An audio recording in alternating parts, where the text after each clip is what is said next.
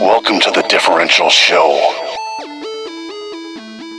Here's my top 3 transfers for Game Week 20. Number 3. So what have we learned from Game Week 19 about Haaland? He didn't play, right? He wasn't on the bench, and we don't know anything beyond that. But what if we do find a leak that he's going to play? How do we handle that with our own squad? Because do we really want to go without Haaland against Sheffield United, even if he's coming off the bench? So I'm going to give you some scenarios of how we can bring in Haaland for Game Week 20, and then some other options that we can do if that's not the case. So first off, getting rid of 2 strikers. So most of us have Solanke and Watkins in some sort of combination of Alvarez, Cunha, Wissa, some third striker right there. So what if we took 2 of the strikers and turned that into Haaland? So with that, we would eliminate Alvarez. Even though there is going to be a double at some point, we can make that 1 transfer back to get Alvarez. So we sacrifice Alvarez to Haaland. And to fund that, because a lot of us have gone to Trent already, to fund that, we would downgrade either Solanke or Watkins to Chris Wood, who I'll speak about in a second. So for me, I would be downgrading Watkins just based off of Solanke's form, penalties, and fixtures are very comparable to Watkins. So let's get into what do we get with Chris Wood. So in the last 5 games, I like to do 5 games. In the last 5 games, he's started twice, or he's had 90 minutes twice, and in those 2 games, he did get 4 goals total. Obviously, we know he had a hat trick. Chris Wood's 32 years old, so this man is not going to be starting every game. But what we will get is good value for 4.9. We don't have to start him every time, and then we have Haaland. Easy enough, right? So let's just dive into the data a little bit more. So Chris Wood, in the past 5 games, his XGI is 2.6. His GI is obviously 5 because he has 5 returns. And then from there, he had X points is 21.42 to his actual points, which is 31, 5 bonus points. So 4.9, that's amazing. Like, that's a consideration, but you do have to go ahead and eliminate Solanke or Watkins. To me, I'm not really willing to do that. I want to look at scenario 2. Number 2. In scenario 2, we are looking to essentially swap Haaland for Salah, because Salah is going to be gone at 21. Now, talking about Salah, he could be gone as long as 27 or as short as 20 or just 21, depending on how far Egypt goes. And more than likely, it's going to be somewhere from 24. I would think 24, between 24 and 26. I'd expect Egypt to get to at least like the quarterfinals. They are one of the favorites, maybe not the favorite, but we can expect Salah to be gone at least 3 game weeks. So in that time, this is a great opportunity to take a punt, a differential pick, because most of us already have Bowen and Palmer and Saka, Gordon. So we already have those picks, and Richarlison we talk about too. But in the end, we have an opportunity to bring in that 5th midfielder that's a little bit different, that is in form that not a lot of people are talking about. Honestly, I haven't heard anyone talk about it, and that's Elise. So right up on the screen, you can see that. So what has Elise done, and what can he do? Right now, he has returned in the last 3 games. His form has been great since he's come back from the injury. He now has Eze on the team, so they almost have their full squad back besides Edouard. So just diving into the data, in the past 5 game weeks, his XGI is 3.2, expected points 23.73 to his 25 points. So right on par right there, and he's done a great job. He was on the penalty too, which is excellent for that group.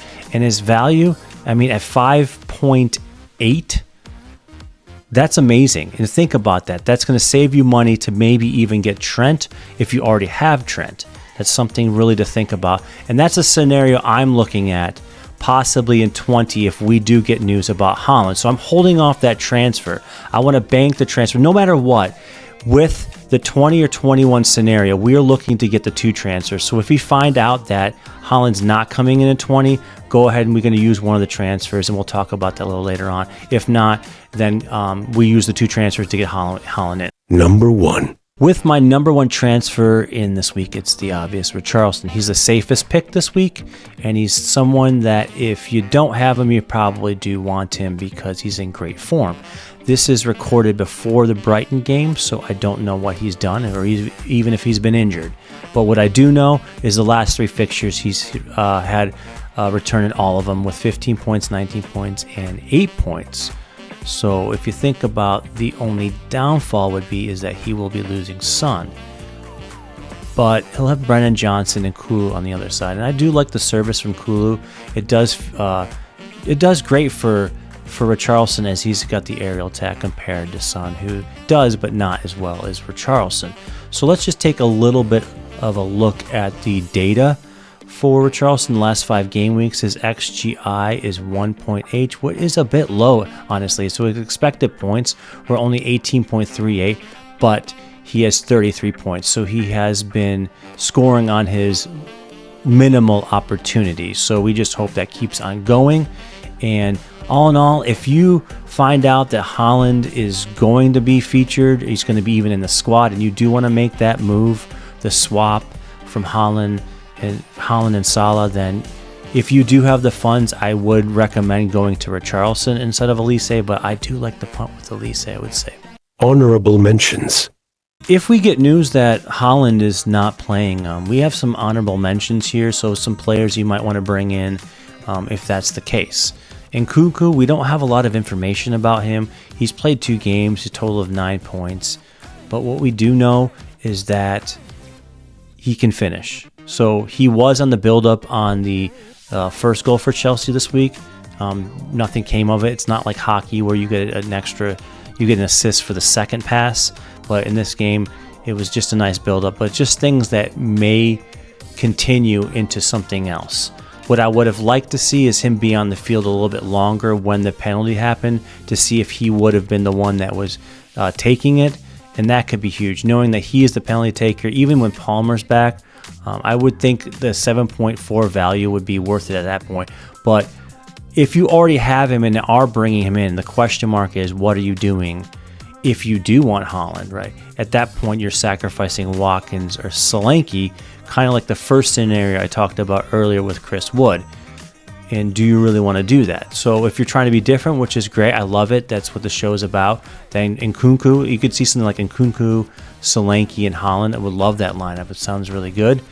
For right now, it's a wait and see for me, but I love the promise from him. He just looks a lot better than Jackson with the ball. And I know we're all looking at the screen and saying, why would I bring in Garnacho? What does he bring? He had the brace, but what? So he's done nothing prior to that, and that's totally fair. I'm just looking at these template squads that we have, and one of the players I did speak about was Gordon. He has been overused. He's tired.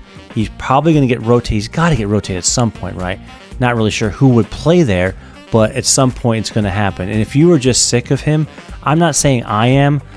I would just think about what you're going to do with that transfer for the long term. Because long term, we're going to have Salah back, Haaland back.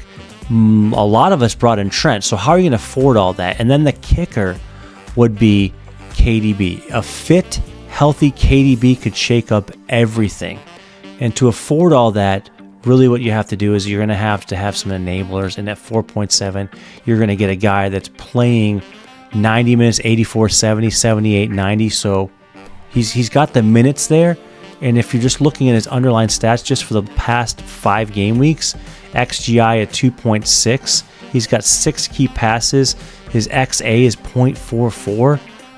Expected points through that time, 23.62 to his 25 actual points. But at 4.7, what else would you be expecting, right? Well, that's it for this edition of the Differential Show. I'm FPL Marty. And if you like the show, please give me a like and also subscribe. It really helps the channel. And I will see you in game week 21.